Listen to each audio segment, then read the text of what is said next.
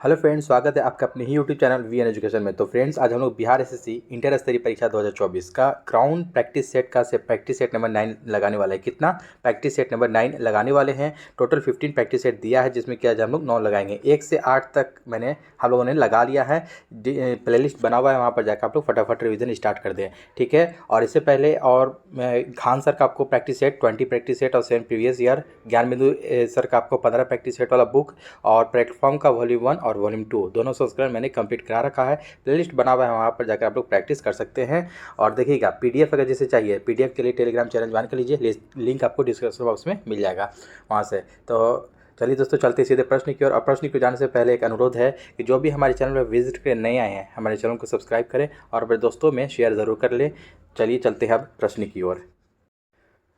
तो फ्रेंड्स, देखेंगे आज हम लोग प्रैक्टिस सेट नंबर 9। सेशन आपको बहुत ही महत्वपूर्ण होगा इसमें दोस्तों। तो सेशन को स्टार्ट होने से पहले एक बार लाइक कर दें और एक ग्रुप में अपने दोस्तों के साथ ज़रूर शेयर कर दें, ताकि उनको भी इस चीज़ का प्राप्त हो सके लाभ, ठीक है। चलिए पहले प्रश्न की ओर देखते हैं। तो पहला प्रश्न देखेंगे दोस्तों कि निम्नलिखित में से किस हड़प्पा स्थल में बंदरगाह था? ध्यान देंगे, निम्नलिखित में से किस हड़प्पा स्थल में बंदरगाह था? तो इसका आपको right answer option number C हो जाएगा दोस्तों, लोथल। क्या हो जाएगा? लोथल में आपको बंदरगाह स्थित था, जो कि यहाँ पर हड़प्पा सभ्यता के स्थलों में लोथल में बंदरगाह जो है कि जहाज़ों की गोदी यानी कि डॉकयार्ड मिला है। ये काफ़ी अभी चर्चित प्रश्न है। इसका आकार आपको 214 गुने 36 मीटर है। नेक्स्ट क्वेश्चन हम लोग देखेंगे, और वहीं दोस्तों देखेंगे कि लोथल किस नदी के किनारे अगर बसा है, यह भी आपको प्रश्न पूछा जाता है।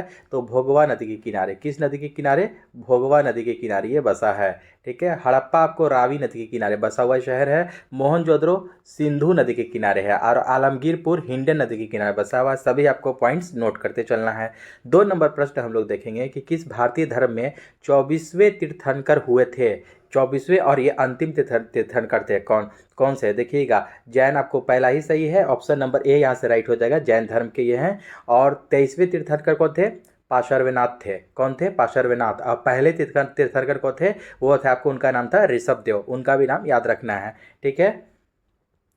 नेक्स्ट क्वेश्चन हम लोग देखेंगे 3 नंबर के शेरशाह सूरी का मकबरा कहाँ स्थित है? शेरशाह सूरी का मकबरा ऑप्शन नंबर 3 का आपको राइट आंसर ए हो जाएगा दोस्तों, सासाराम में। कहाँ? सासाराम में। ये आपको रोहतास के जिला का ये मेन शहर है, मेन टाउन सिटी है ये। सासाराम में पड़ता है ये, ठीक है। ये आपको कहाँ? शेरशाह सूरी का मकबरा ये। नेक्स्ट क्वेश्चन हम लोग देखेंगे 4 नंबर कि भारतीय संविधान का कौन सा अनुच्छेद कानून के समक्ष समानता प्रदान करता है? ध्यान देंगे कि भारतीय संविधान का कौन सा अनुच्छेद आर्टिकल है जो कानून के समक्ष समानता प्रदान करता है? तो ऑप्शन नंबर 4 का ए हो जाएगा दोस्तों, अनुच्छेद 14, ठीक है। अनुच्छेद 14 जो है आपको ये कानून के समक्ष समानता प्रदान करता है, भारतीय संविधान का ये आर्टिकल। तो देखेंगे यहाँ पर आपको अनुच्छेद 14 यहाँ से राइट हो जाएगा। वहीं आपको अनुच्छेद 15 पूछता है दोस्तों। तो 15 में आपको क्या दिया गया है? इसमें धर्म, नस्ल, जाति, लिंग या जन्म स्थान के आधार पर भेदभाव का निषेध किया गया है। वहीं अनुच्छेद 19 में दोस्तों आपको ये जो है कि आपके मूल संविधान में 7 तरह की जो स्वतंत्रता का उल्लेख था, अब सिर्फ आपको उसमें अनुच्छेद 19 में 6 तरह की स्वतंत्रता का आपको उल्लेख किया गया है। 19 के एफ में जो संपत्ति का अधिकार था उसको हटा दिया गया 44वां संविधान संशोधन 1978 की ईस्वी में। 44वां संविधान संशोधन 1978 के द्वारा हटा दिया गया।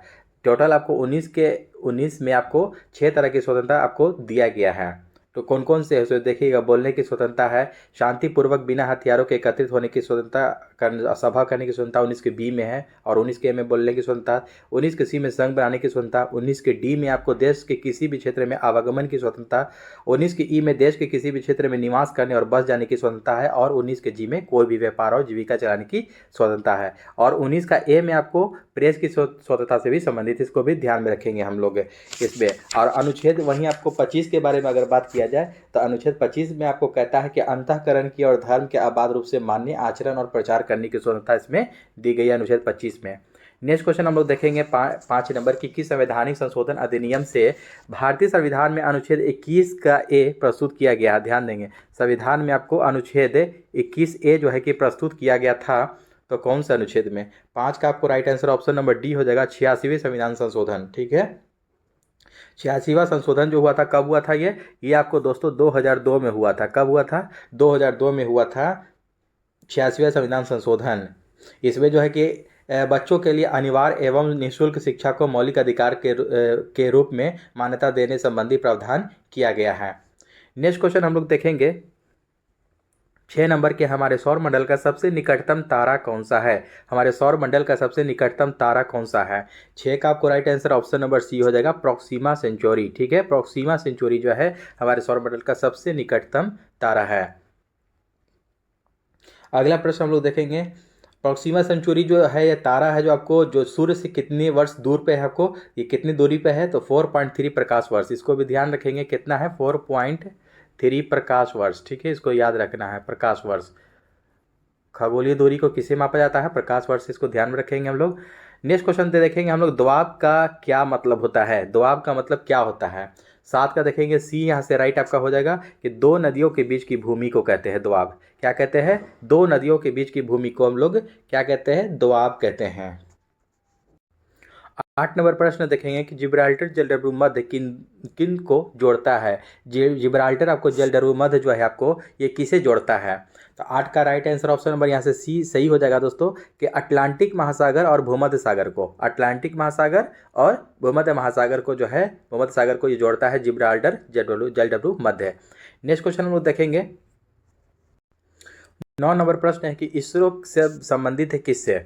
इसरो किससे संबंधित है? 9 का आपको right answer option number C हो जाएगा, अंतरिक्ष अनुसंधान से आपको ये संबंधित है। अंतरिक्ष अनुसंधान से इसरो संबंधित है। वहीं दोस्तों पूछ देगा कि इसरो की स्थापना कब हुई थी? इसकी स्थापना आपको 15 अगस्त 1969 ईस्वी को हुई थी। कब? 15 अगस्त 1969 ईस्वी को इसरो की स्थापना की गई थी। 10 नंबर प्रश्न हम लोग देखेंगे कि ट्रैक बॉल निम्नलिखित में से कौन सा उपकरण है? ट्रैक बॉल जो है आपको निम्नलिखित में से कौन सा उपकरण है? Touch pad, output device, input device या बारकोड रीडर? 10 का ऑप्शन नंबर सी हो जाएगा दोस्तों, इनपुट डिवाइस है। ट्रैक बॉल जो है आपको ये एक तरह का ये इनपुट डिवाइस है। इसे माउस के स्थान पर प्रयोग किया जा सकता है ट्रैक बॉल का। ठीक है, इसके अधिकतर प्रयोग नोटबुक या लैपटॉप या इलेक्ट्रॉनिक उपकरण में गति डेटा करने के लिए किया जाता है। नेक्स्ट क्वेश्चन हम लोग देखेंगे 11 नंबर के, गुलाम वंश का प्रथम शासक कौन था? गुलाम वंश का प्रथम शासक कौन था पूछ रहा है। तो इसका आपको right answer option number A ही हो जाएगा, इल्तुतमिश। इल्तुतमिश जो है आपको दिल्ली सल्तनत का प्रारंभिक वंश जो है कि गुलाम वंश था आपको, जिसका प्रथम शासक आपको कुतुबुद्दीन ऐबक था। ठीक है, गुलाम वंश का प्रथम शासक कौन था? कुतुबुद्दीन ऐबक है। और इसने 1206 ईस्वी में 1206 से 1210 ईस्वी तक शासन किया। वह ऐबक नामक तुर्क जनजाति का था। ठीक है, इसको ध्यान में रखना है। और ये कह रहा है कि गुलाम वंश का प्रथम शासक आपको कौन था? तो इल्तुतमिश था। यहाँ से आपको राइट आंसर हो जाएगा। 11 नंबर प्रश्न देखेंगे दोस्तों कि गुलाम वंश का प्रथम शासक कौन था? इसमें आपको हो जाएगा right answer option number B हो जाएगा, कुतुबुद्दीन ऐबक। गुलाम वंश का प्रथम शासक कौन था? तो कुतुबुद्दीन ऐबक था, जिसने 1206 ईस्वी में कुतुबुद्दीन ऐबक ने गुलाम वंश की स्थापना की थी। वह किसका गुलाम था? कुतुबुद्दीन ऐबक मोहम्मद गौरी का गुलाम था। नेक्स्ट क्वेश्चन हम लोग देखेंगे, सिख साम्राज्य का अंतिम शासक कौन था? सिख साम्राज्य का अंतिम शासक कौन था? तो 12 का आपको राइट आंसर ऑप्शन नंबर ए हो जाएगा दोस्तों, दलीप सिंह था। कौन था? दलीप सिंह था आपको। नेक्स्ट क्वेश्चन 13 नंबर हम लोग देखेंगे कि निम्नलिखित में से किस अखबार का प्रकाशन पटना से होता था? देखिएगा, काफ़ी इंपॉर्टेंट प्रश्न हो जाएगा कि किस अखबार का प्रकाशन पटना से होता था? इंडियन नेशन, पंजाब केसरी, प्रभाकर या डॉन? 13 का राइट आंसर ऑप्शन नंबर ए हो जाएगा, इंडियन नेशन। ठीक है, इंडियन नेशन जो का प्रकाशन अखबार का पटना से होता था। दांडी यात्रा की गई तो 1932 में, 1931 में। ये आपको सी ऑप्शन देखते हैं, ऑप्शन नंबर सी है यहाँ से 1929 और 1930। यहाँ से right answer option number D हो जाएगा दोस्तों। दांडी यात्रा जो है कि देखिएगा कब हुआ था आपको, ये आपको जो हुआ था 1930 में 12 मार्च, छोटा भी डेट याद रखेंगे, 12 मार्च 1930 ईस्वी। ठीक है, 12 मार्च 1930 को दांडी यात्रा गांधी जी ने 78 अनुयायियों के साथ आपको स्टार्ट किया था। और वहाँ पहुँच गया, दांडी पहुँच करके 6 अप्रैल 1930 को वहाँ आपको ये सविनय अवज्ञा आंदोलन की शुरुआत की थी। इसको भी ध्यान में रखेंगे। नेक्स्ट क्वेश्चन हम लोग 15 नंबर देखेंगे कि रेगुलेटिंग एक्ट किस वर्ष पारित किया गया था? रेगुलेटिंग एक्ट 15 का ऑप्शन नंबर डी हो जाएगा आपको। रेगुलेटिंग एक्ट जो है आपको 1773 ईस्वी में ये लागू किया गया था। और इसके साथ साथ 1773 में रेगुलेटिंग एक्ट आया था। और इसी के ये में आपको 1774 ईस्वी में कलकत्ता में एक आपको सुप्रीम कोर्ट की स्थापना की गई थी। नेक्स्ट क्वेश्चन हम लोग देखेंगे, नेपाल के पड़ोसी भारतीय राज्यों का युग्म देखिएगा, बताना है कि कौन सा सही हो जाएगा इनमें से। 16 का आपको ऑप्शन नंबर देखिएगा बी यहाँ से राइट हो जाएगा, सिक्किम बिहार। ठीक है, नेपाल के पड़ोसी भारतीय राज्यों का युग्म, तो सिक्किम बिहार यहाँ से आपको राइट हो जाएगा। ऑप्शन नंबर 16 का बी हो जाएगा। नेक्स्ट क्वेश्चन हम लोग देखेंगे 17 नंबर। निम्नलिखित में से कौन सा सुमेलित नहीं है, इनमें से कौन सा सुमेलित आपको नहीं है इसमें से। देखिएगा यहाँ दर्रा दे रखा है और राज्य में स्थित आपको कौन से राज्य में स्थित है दर्रा।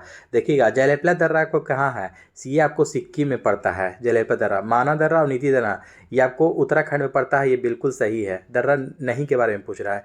शिवकिला दर्रा आपको ये गलत हो जाएगा, शिवकिला दर्रा ये गलत हो जाएगा। शिरो आपको देखिएगा हिमाचल प्रदेश में है शिवकिला दर्रा। बॉमडिला दर्रा आपको अरुणाचल प्रदेश से आपको बिल्कुल सही है। तो शिवकिला दर्रा आपको ये कहाँ पड़ता है, हिमाचल में। कहाँ, एचपी, हिमाचल प्रदेश में। तो यही आपका राइट हो जाएगा, यही गलत है क्योंकि। 18 नंबर आप लोग प्रश्न देखेंगे कि तवा किस नदी की सहायक नदी है। तवा जो है कि कौन सी नदी की सहायक नदी है। 18 का right answer option number B हो जाएगा दोस्तों, नर्मदा की ये सहायक नदी है। विश्व सेरेब्रल पाल्सी दिवस कब मनाया जाता है। विश्व सेरेब्रल पाल्सी दिवस कब मनाया जाता है। 19 का आपको right answer option number B हो जाएगा दोस्तों, 6 अक्टूबर को ये मनाया जाता है, विश्व सेरेब्रल पाल्सी दिवस है। अगला प्रश्न हम लोग देखेंगे, भौतिकी में नोबेल पुरस्कार 2022 के विजेताओं में से एक एंटोन जिलिंगर किस देश से हैं। देखिएगा फिजिक्स में आपको पूछ रहा है कि नोबेल पुरस्कार जो 2022 को जो मिला है जिन्हें, उनमें से एक आपको एंटोन जिलिंगर है, वो कौन से देश से बिलोंग करते हैं। 20 का आपको right answer option number D हो जाएगा, ये ऑस्ट्रिया के हैं। ठीक है, ऑस्ट्रिया के एंटोन जिलिंगर। 21 नंबर प्रश्न हम लोग देखेंगे कि ICC player of the month जीतने वाली पहली भारतीय महिला क्रिकेटर कौन बनी है। 21 का आपको राइट आंसर ऑप्शन नंबर यहाँ से डी आपको राइट हो जाएगा, हरमनप्रीत कौर। कौन है, Harmanpreet Kaur. Next question 22 number हम लोग देखेंगे कि मरणोपरांत राष्ट्रीय फिल्म पुरस्कार प्राप्त करने वाली एकमात्र अभिनेत्री कौन सी है।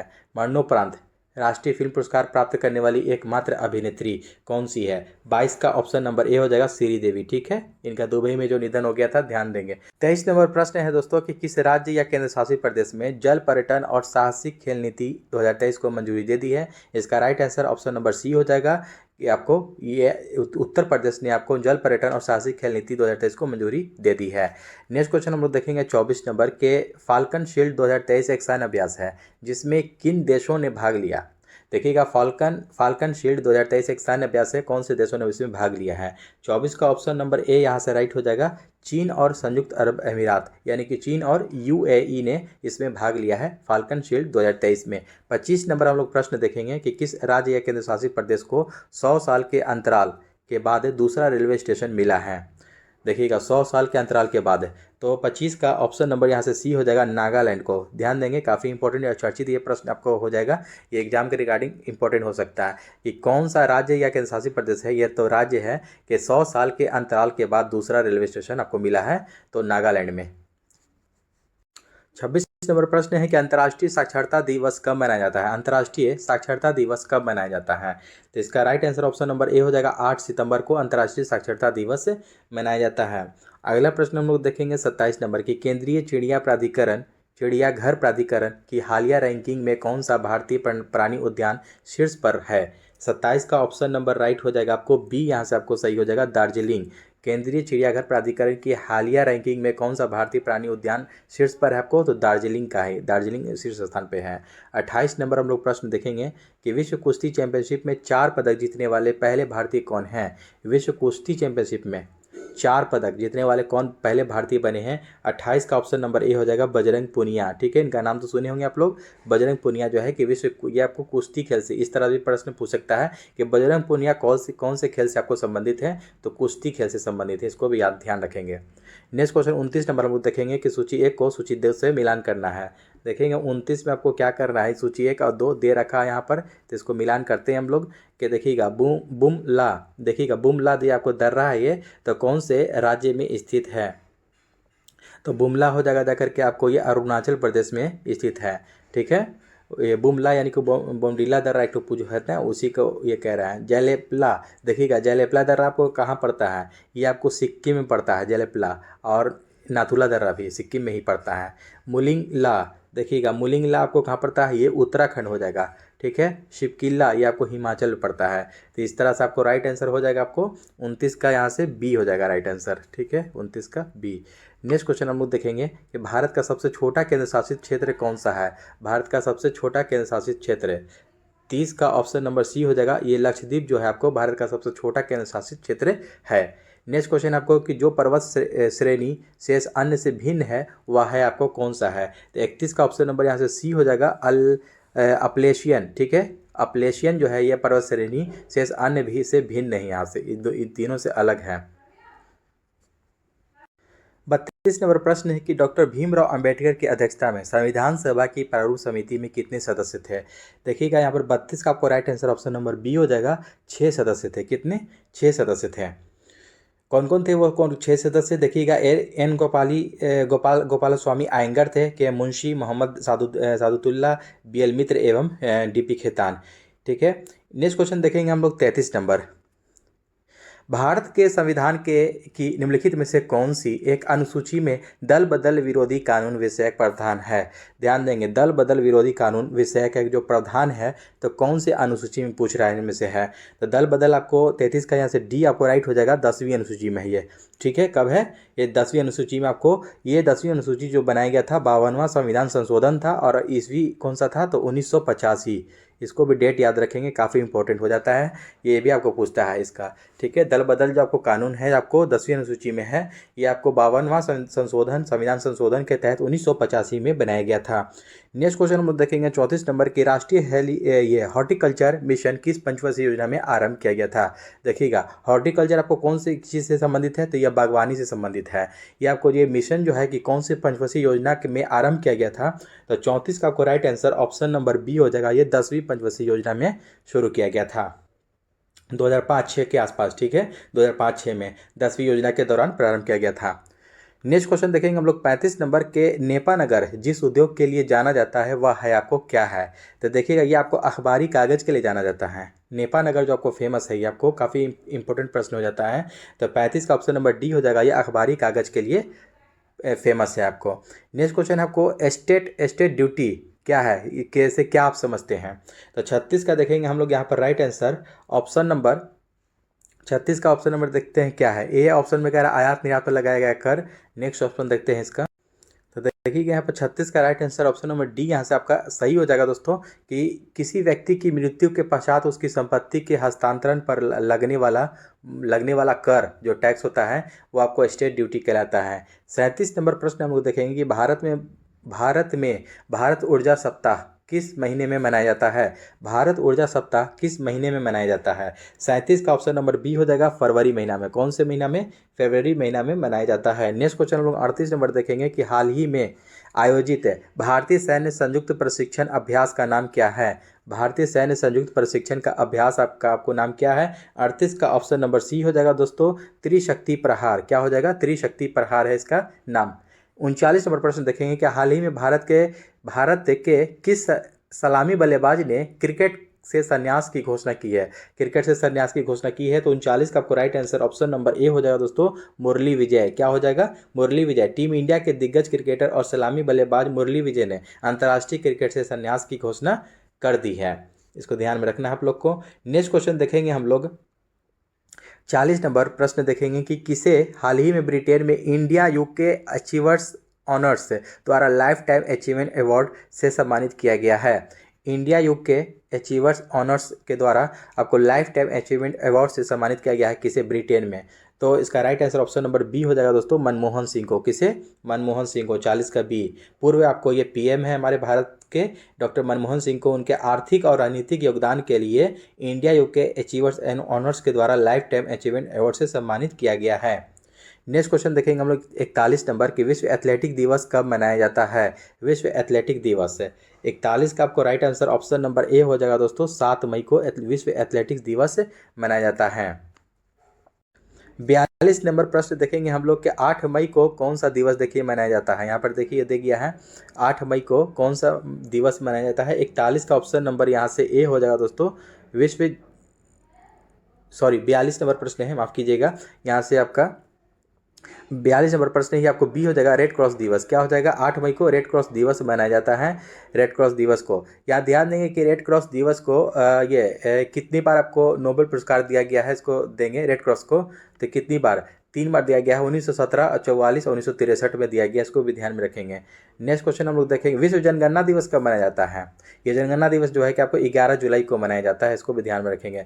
विश्व रक्तदान दिवस, रक्तदान विश्व रक्तदान दिवस जो है आपको दोस्तों, ये आपको 14 जून को मनाया जाता है। 14 जून डेट याद रखेंगे, 14 जून को। और कैंसर दिवस 4 फरवरी को। कब? 4 फरवरी को विश्व कैंसर दिवस मनाया जाता है, इसको भी ध्यान में रखेंगे हम लोग। नेक्स्ट क्वेश्चन देखेंगे हम लोग, 43 नंबर की, कौन सा चक्रवात जो है आपको म्यांमार से टकराया है और इस सदी में इस क्षेत्र में आने वाले सबसे शक्तिशाली तूफानों में से एक है? 43 का राइट आंसर ऑप्शन नंबर यहाँ से सी हो जाएगा, उसका नाम है मोचा। कौन सा चक्रवात है? मोचा चक्रवात जो है कि म्यांमार से आपको टकराया है, जो इस सदी में इस क्षेत्र में आने वाले सबसे शक्तिशाली तूफानों में से एक है। नेक्स्ट क्वेश्चन है कि संस्था ने 100 डेज 100 डेज 100 पेज, ठीक है, 100 डेज 100 पेज अभियान शुरू किया है। तो 44 का ऑप्शन नंबर यहाँ से सी हो जाएगा, आरबीआई। किसने? आरबीआई ने शुरू किया है, ये भारतीय रिजर्व बैंक के। वहीं आपको देखेंगे हम लोग, आईसीआईसीआई की स्थापना 1994 में हुई है। आईडीबीआई 1966। आईडीबीआई आईडीबीआई का आप लोग कमेंट भी करके बताएंगे इसका कब स्थापना हुआ। एसबीआई का 1955 में। कब? 1955 में, ठीक है। इंपीरियल बैंक आपको जो स्थापना 1921 में हुई थी, उसी का नाम चेंज करके 1955 में एसबीआई कर दिया गया, इसको ध्यान में रखना है। आरबीआई वहीं आपको 1935 में, ठीक है, 1935 में हुआ था और 1938 से आपको नोटों का निर्गमन शुरू कर दिया था आरबीआई। 45 नंबर हम लोग प्रश्न देखेंगे कि विश्व खाद्य सुरक्षा दिवस प्रतिवर्ष कब मनाया जाता है? देखिएगा, विश्व खाद्य सुरक्षा दिवस प्रतिवर्ष कब मनाया जाता है? 45 का ऑप्शन नंबर यहाँ से सी हो जाएगा, 7 जून को विश्व खाद्य सुरक्षा दिवस मनाया जाता है। नेक्स्ट क्वेश्चन हम लोग देखेंगे 46 नंबर के, आईसीसी के सभी खिताब जीतने वाली दुनिया की पहली टीम कौन सी बन गई है? 46 का ऑप्शन नंबर डी हो जाएगा दोस्तों, ऑस्ट्रेलिया। आईसीसी के सभी खिताब जीतने वाली दुनिया की पहली टीम ऑस्ट्रेलिया बन गई है। 47 नंबर प्रश्न देखेंगे कि भारत ने स्वदेश निर्मित मिसाइल कॉर्वेट आईएनएस किरपान किस देश को उपहार में दिया है? भारत ने स्वदेश में जो निर्मित आपको मिसाइल, एक कार्वेट मिसाइल कार्वेट है आईएनएस किरपान, वो कौन से देश को उपहार में यानी कि गिफ्ट में दिया है? 47 का ऑप्शन नंबर ए हो जाएगा, वियतनाम को दिया है। नेक्स्ट क्वेश्चन देखेंगे हम लोग 48 नंबर के, विश्व आर्थिक मंच द्वारा जारी ऊर्जा संक्रमण सूचकांक में भारत का स्थान कौन सा है? 48 का ऑप्शन नंबर ए हो जाएगा, 67वां स्थान है। विश्व आर्थिक मंच के द्वारा जारी ऊर्जा संक्रमण सूचकांक में भारत का स्थान 67वां है। नेक्स्ट क्वेश्चन है आपको कि वैश्विक शांति सूचकांक 2023 के अनुसार विश्व का सबसे शांतिपूर्ण देश कौन सा है? देखिएगा, इसको 49 का आपको काफ़ी अच्छे प्रश्न है, और ऑप्शन नंबर डी हो जाएगा, आइसलैंड, ठीक है। आइसलैंड जो है कि ये आपको विश्व शांति सूचकांक 2023 के अनुसार विश्व का सबसे शांतिपूर्ण देश है ये, ठीक है, आइसलैंड, 49 नंबर। और इसमें ध्यान देंगे दोस्तों कि आइसलैंड आपको प्रथम स्थान पे सबसे आपको शांतिपूर्ण देश है, और अगर भारत का इसमें रैंकिंग पूछ देगा तो 126वां स्थान हो जाएगा। भारत का कौन सा है? 126वां स्थान शांतिपूर्ण देश में है। नेक्स्ट क्वेश्चन 50 नंबर हम देखेंगे कि रक्षा मंत्रालय ने सशस्त्र बलों के लिए सुरक्षित और पौष्टिक भोजन के लिए किसके साथ समझौता किया है? 50 का right answer option number B हो जाएगा दोस्तों, FSSAI, ठीक है, फसाई के साथ आपको किया है। नेक्स्ट क्वेश्चन देखेंगे हम लोग 51 नंबर, यहाँ से देखेंगे सामान्य ज्ञान का हम लोग प्रश्न देखने वाले हैं। गणित के लिए पीडीएफ में प्रोवाइड करवा दूंगा, वहाँ से आप लोग प्रैक्टिस कीजिएगा। टेलीग्राम से जुड़ जाइए, वहाँ से आप लोग पीडीएफ ले सकते हैं। नेक्स्ट क्वेश्चन हम लोग देखेंगे कि पेंडुलम घड़ी तीव्र गति से चल सकती है तो कौन से मतलब कि मौसम में, कौन से ऋतु में? यहाँ से राइट आंसर ऑप्शन नंबर हो जाएगा, तेजी से चल सकती है आपको ये शीतकाल में, ठीक है। शीतकाल में जो है कि आपको पेंडुलम घड़ी तीव्र गति से चलती है, वहीं ग्रीष्म ऋतु में आपको सुस्त पड़ जाती है, यानी कि धीमी गति से चलने लगती है। 52 नंबर हम लोग प्रश्न देखेंगे कि दो धातुओं ए और बी की पट्टियां एक साथ मजबूती से जुड़ी हुई हैं, जैसा कि चित्र में दिखाया गया है। यहाँ पर देखें, गर्म करने पर ए बी से अधिक फैलती है, और यदि इस जुड़ी हुई पट्टी को गर्म किया जाए तो यह रूप ग्रहण कर लेगी। तो देखिएगा, यहाँ से 52 का आपको राइट आंसर ऑप्शन नंबर देखेंगे हम लोग कौन सा हो जाएगा। तो 52 का यहाँ से राइट आंसर ऑप्शन नंबर यहाँ से बी हो जाएगा, यहाँ से राइट। इस तरह का आपको अगर रूप जो है ना कि ग्रहण कर लेगी, ठीक है, इस प्रकार का। नेक्स्ट क्वेश्चन हम लोग देखेंगे 53 नंबर की 100 वाट के एक बल्ब को 4 घंटे तक स्विच ऑन रखा जाता है। प्रयुक्त विद्युत ऊर्जा की इकाइयाँ आपको क्या हो जाएगी? आपको 100 वाट का एक बल्ब है जो 4 घंटे तक स्विच ऑन करके रखा जाता है। देखिएगा 53 का आपको राइट आंसर क्या हो जाएगा? 53 का राइट आंसर ऑप्शन नंबर यहाँ से डी हो जाएगा दोस्तों। क्या हो जाएगा? डी हो जाएगा। ठीक है, तो देखिएगा इसको सॉल्व कैसे करेंगे। 100 वाट के बल्ब को 4 घंटे तक स्विच ऑन रखा जाता है, तो यानी कि हो जाएगा आपको 100 गुने 4, 100 गुने 4 बराबर 400 वाट। कितना हो जाएगा? 400 वाट हो गया आपको। इसको आपको किलोवाट घंटा में चेंज करना है, तो इसको आपको 400 वाट जो आ गया 1000 से हम लोग भाग दे देंगे इसमें। ठीक है, 0 0 कैंसिल हो जाएगा, ये 2 0, और 10 से 4 में भाग देंगे तो 0.4 आंसर आ जाएगा। 54 नंबर प्रश्न देखेंगे कि एक नाभिकीय रिएक्टर में भारी जल का क्या अर्थ होता है? 54 का आपको ऑप्शन नंबर ए हो जाएगा कि न्यूट्रॉन की गति को कम करना। न्यूट्रॉन की गति को कम करता है कि एक नाभिकीय रिएक्टर में भारी जल का यही काम होता है, न्यूट्रॉन की गति को कम करना।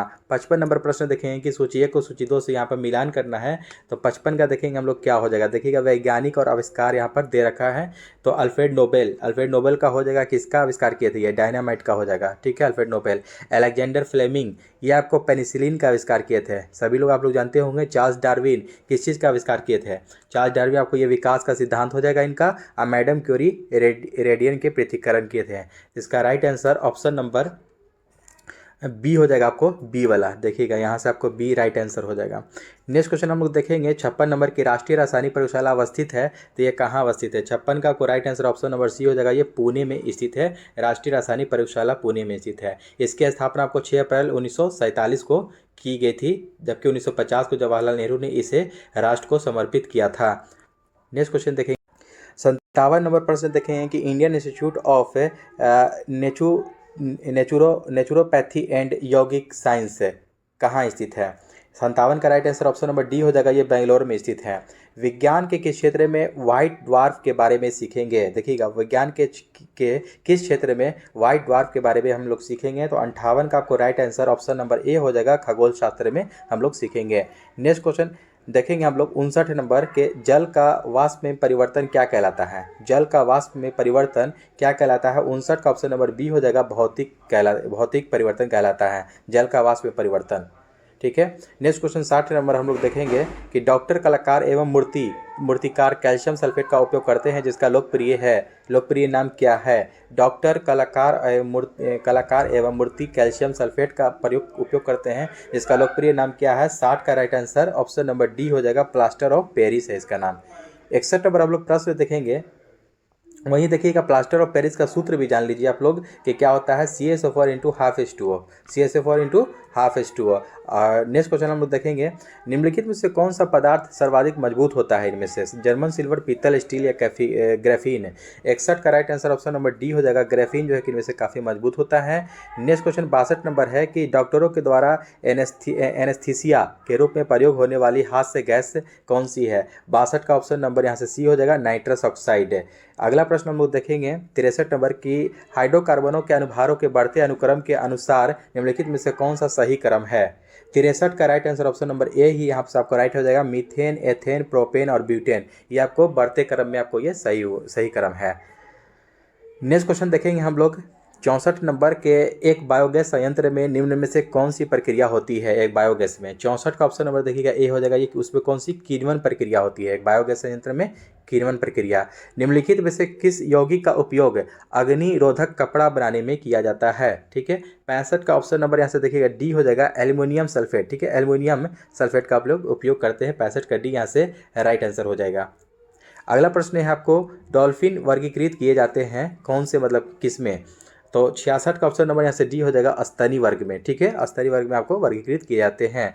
अगला प्रश्न है, निम्नलिखित में से किस ग्रुप के जंतु प्रायः रात्रिचर होते हैं? ठीक है, रात्रिचर होते हैं। 67 का ऑप्शन नंबर यहाँ से बी हो जाएगा, मच्छर, चमगादड़ और उल्लू आपको ये प्रायः रात्रिचर होते हैं।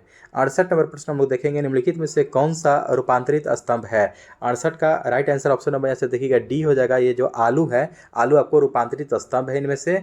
ठीक है, नेक्स्ट क्वेश्चन है, दांतों पर जमी परतें बनी रहती हैं, किस चीज़ की बनी होती हैं? 69 का ऑप्शन नंबर देखेंगे, ये इसका ऑप्शन नंबर देखिएगा डी यहाँ से राइट हो जाएगा कि भोजन के कण, थूक, मुख अम्ल और बैक्टीरिया से बनी होती हैं। नेक्स्ट क्वेश्चन देखेंगे हम लोग 70 नंबर देखिएगा सूची 1 को सूची 2 से यहाँ से मिलान करना है। अणु और उपस्थित तत्व यहाँ पर दे रखा है, तो 70 का हम लोग देखिएगा मिलाएंगे यहाँ से, क्या हो जाएगा राइट। विटामिन B12 क्या हो जाएगा, देखिएगा विटामिन B12 आपको कोबाल्ट हो जाएगा, क्या हो जाएगा, कोबाल्ट हो जाएगा।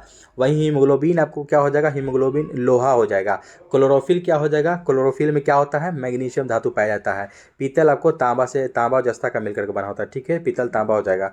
इसका राइट आंसर ऑप्शन नंबर यहाँ पर ए ही यहाँ पर राइट हो जाएगा। अगला प्रश्न है आपको 71 नंबर की, कौन से परिवर्तन में एंजाइम ट्रिप्सिन उत्प्रेरक का कार्य करता है।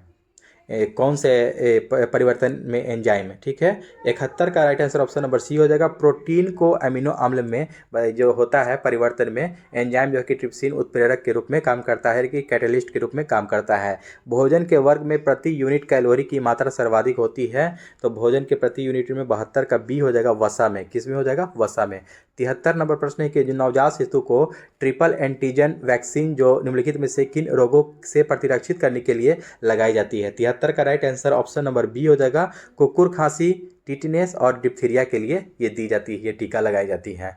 74 नंबर प्रश्न है कि निम्नलिखित में से किस युग्म में सही सुमेल नहीं है, आपका गलत के बारे में बताना है। तो 74 का देखेंगे थायमीन जो है कि बेरी बेरी होता है, ये सही है आपको। एस्कॉर्बिक आपको स्कर्वी सही है, स्कॉर्बिक अम्ल। विटामिन ए वर्णांधता आपको कह रहा है, और विटामिन के आपको रक्त जमना, ये आपको तीनों सही है। गलत आपको ऑप्शन नंबर यहाँ से सी हो जाएगा, क्योंकि यही गलत है, ठीक है। विटामिन ए से वर्णाता नहीं, 74 का आपको सी हो जाएगा। ये विटामिन ए की कमी से रतौंधी बीमारी होती है, वर्णांता नहीं। 75 नंबर प्रश्न है और इस सेट का आपको अंतिम प्रश्न है कि राष्ट्रीय पादप आनुवांशिक साधन ब्यूरो स्थित कहाँ है। 75 का आपको right answer option number C हो जाएगा दोस्तों, नई दिल्ली में ये स्थित है। आनुवांशिक संसाधन ब्यूरो स्थित है, राष्ट्रीय पादप आनुवांशिक संसाधन ब्यूरो दिल्ली में स्थित है। तो दोस्तों आई होप कि आज का विश्लेषण अच्छा लगा हो तो हमारे चैनल को सब्सक्राइब करें और अपने दोस्तों में शेयर ज़रूर करें। तो चलिए एक और सेट के साथ मिलते हैं, नेक्स्ट सेट के साथ। जय हिंद।